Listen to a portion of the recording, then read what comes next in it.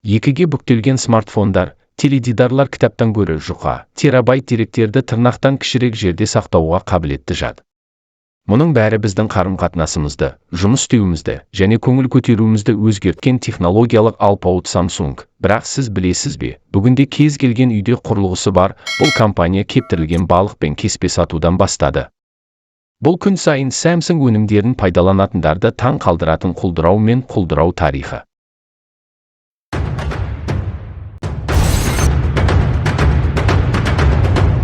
Samsung шамамен 100 жыл бұрын, 1930 жылы, оңтүстік Кореяның Daegu қаласында дүниеге келген.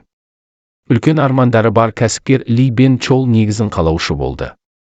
Ол кезде Корея Жапон оккупациясында болды, экономика құлдырап, болашағы бұлыңғыр болды. Ли кішкентайдан бастады. Деп аталатын сауда дүкенін ашты. Samsung Sangyo деп аударылады 3 жұлдыз. Ол Маньчжурия мен Қытайды экспорттай отырып, кеспе, кептірілген балық, көкөністер, жемістер сатты. Бұл қарапайым бастама болды, бірақ Ли одан да көп нәрсені армандады. Ол Кореяны әлемдік аренаға шығаратын компания құруды армандады. Екінші дүниежүзілік соғыс аяқталғаннан кейін және Корея азат етілгеннен кейін 1945 Ли Сеулге көшіп, қант пен тоқыма өндірісін қосу арқылы бизнесін кеңейтті. Бірақ нағыз сынақ Корея соғысымен келді. Ел қирап, инфрақұрылым жойылып, экономика құлдырау алдында тұрды. Samsung да зардап шекті. Қоймалар өртеніп, активтер жоғалды. Алайда Ли бас тартқан жоқ. Ол 50-ші жылдары компанияны қалпына келтірді. Samsung тоқыма өнеркәсібіне кіріп, Кореядағы ең ірі Cheil Wool жүн фабрикасын ашты. Олар маталар киімдер шығарды, тіпті олардың барлығын ақш пен Еуропаға экспорттады. Бұл жаһандануға алғашқы қадам болды. Әрі қарай халықаралық саудамен айналысатын бөлімшелер пайда болды. 1969 жылы Samsung Electronics дүниеге келген кезде келді. Олардың алғашқы өнімі Корей нарығын тез жаулап алған ақ-қара теледидар болды. 70-ші жылдардан бастап Samsung техникасы ақш, Канада және Еуропаға экспортқа шықты. Жапондық Sanyo мен серіктестік технологияға қол жеткізуге мүмкіндік берді. 4 жылдан кейін Samsung алғашқы түсті теледидарды шығарды, 3202 моделі. Және ол Кореяда нағыз хит болды. Әрине оңтүстікте. Әрі қарай, батыс базарларына есік ашқан алғашқы бейнемагнитофон.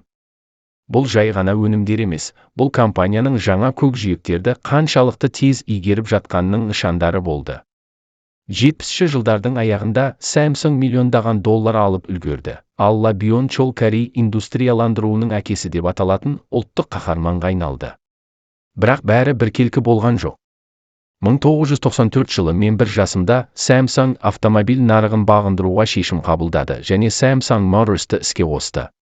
Олар Пусане зауытын салып, Nesse негізіндегі модельдерді шығара бастады. Тіпті Hyundai және Toyotамен бәсекелес болуды армандады. Бірақ 1997 жылғы азиялық қаржы дағдарысы олардың жоспарларын бұзды. Компания миллиондаған шығынға ұшырады, және 2000 жылы Samsung Motors Renault брендіне $562 миллион сатылды.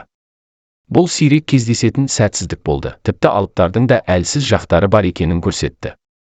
Бірақ құрылыста Samsung жарқырады. Олардың Samsung бөлімшесі 80-ші жылдары өршіл жобаларды қолға алды. Ең танымал, сіз бұл туралы білдіңіз бе, білмеймін. Буш халифа 2010 жылы салынған Дубайда. Бұл әлемдегі ең биік ғимарат, 163 қабатты. Олар Малайзияда Петронас мұнараларын тұрғызды. 1980 жылдар жартылай өткізгіштер дәуіріне айналды Samsung. 83 жылы олар сол кездегі компьютерлерге негіз болған алғашқы 64 DRAM чипін, динамикалық жедел жадты шығарды. Бұл қауіпті қадам болды. Ол кезде Корея технологиялық көшбасшы болған жоқ. Нарықты ақш пен Жапония бөлісті. Бірақ Samsung миллиардтаған қаражат салып, зауыттар салды және олар ең жақсы инженерлерді жалдады. 92 жылы олар бәсекелестерді басып озып, жад өндірісі бойынша әлемдегі бірінші орынға ие болды. 1989 жылы NAND Flash пайда болды. Онсыз технология заманауи SSD, флеш дискілер мен смартфондар болмас еді. Бүгінгі таңда әлемдегі әрбір екінші гаджет, егер сіз кенеттен білмесеңіз, Samsung жадын пайдаланады. 90-шы жылдары олар IP үшін RAM бейне жадын игерді. Олардың чиптері алғашқы NVIDIA және графикалық карталарында болды, қазір олар M деп аталады. Ал 2000 жылдары Samsung бір стандартын енгізді, ол әлі күнге дейін ойын консольдері мен компьютерлерін қуаттайды. 2023 жылы олардың өткізу қабілеттілігі секундына 36 гигабитке дейін жететін Hydro-7 NVIDIA RTX 50 сериялы графикалық карталардың негізі болды. Бұл 8 нақты уақыттағы сәулелік бақылау ойыны. NVIDIA, ARM және Sunnyмен ынтымақтастық Samsung'ты осы нарықтағы негізгі ойыншыға айналдырды. Деректерді сақтау туралы не деуге болады? 2006 жылы Samsung алғашқы SSD дискілерін немесе SSD дискілерін шығару арқылы төңкеріс жасады. Бұл әдеттегіден бірнеше есе жылдам жұмыс істейтін қозғалмалы бөліктері жоқ қатты дискілер. Бастапқыда олар энтузиастар үшін қымбат ойыншықтар болды, бірақ 2013 жылы EVA 840 сериясы ойынды өзгертті. Жылдам және қолжетімді дискілер бүкіл әлемдегі ноутбуктерде пайда болды. Әр ұрпақ сайын жылдамдық артып, 2025 жылға қарай Samsung секундына 14 гигабайт жылдамдықпен деректерді жібере алатын нағыз 9100 Pro қобожығын ұсынды. Салыстыру үшін бүкіл 4 фильмді бірнеше секунд ішінде көшіруге болады. Бұл велосипедтен дыбыстан жоғары ұшаққа ауысу сияқты. Samsung смартфондары бұл бөлек аңыз. 2000 жылдары олар батырмалы телефондармен тәжірибе жасады. Бірақ нағыз жетістік Galaxy сериясының пайда болуымен келді. 2010 жылы алғашқы Galaxy біреуге емес, iPhone-ға қарсы шықты. 4 дюймдік AMOLED экраны, 5 мегапиксельді Android 2.1 камерасы. 2013 жылы Galaxy 4 Apple'ды сату бойынша басып озып, нарықтың 25 оқып қамтыды. 2019 жылы Galaxy Fold проблемалармен басталғанымен жиналмалы құрылғылар дәуірін бастады. 25-ші Galaxy Fold 6-да нағыз шедевр болды. Ал Galaxy Flip 6 октам жиналмалы гаджеттер нарығын жаулап алды. Теледидарлар Samsung-тың тағы бір күші. Бұл өніммен ол 19 жыл қатарынан нарықта көш бастап келеді.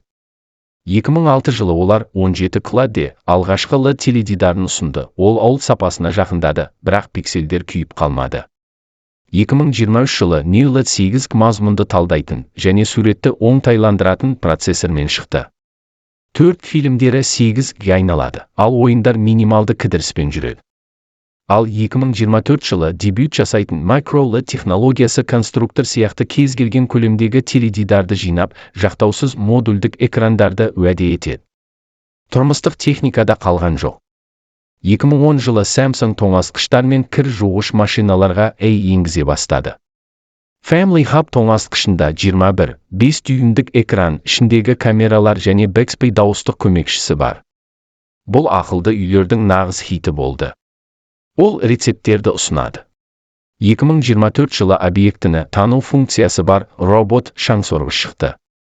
Ол нәзік заттарды айналып өтіп, жоғалған заттарды тауып алады. Тіпті егер сіздің балаларыңыз ойыншықты еденге қалдырса, хабарлама жібереді. Бірақ қателіктерсіз сәттілік болмайды, өйткені кім құламаса, ол көтерілмеді. Қанша рет құлағаныңыз маңызды емес, қанша рет көтерілгеніңіз маңызды. Samsung бірнеше рет қиындықтарға тап болды.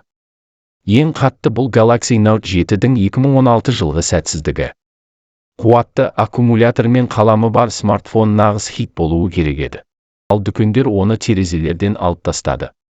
Samsung $5 миллиард жоғалтып, 2,5 миллион құрылғыны қайтарып алды. Мұның себебі Samsung батареяларының істен шығуы бұл қысқа тұйықталуды тудырған оқшаулаудағы ақаулар. Компания 8 сатылы сапаны тексеруді жүзеге асырды, әрекет ету әлі де, бірақ бедел ұзақ уақытқа созылды. 2017 жылы сыбайлас жемқорлық жанжалы басталды. Samsung төрағасы Ли Джон саяси дағдарыстың орталығында болды. Ол Samsung, ST және Cheil Industries бірігуіне итермелеу үшін шенеуніктерге $38 миллион пара берді деп айыпталды. Бұл оның компанияны басқаруын күшейтеді, бірақ қымбатқа түседі.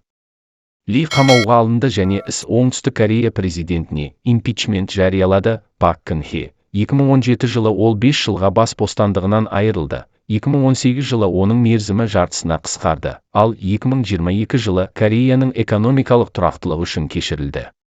Бұл жанжал Чиболидің билікпен қаншалықты тығыз байланысты екенін көрсетті.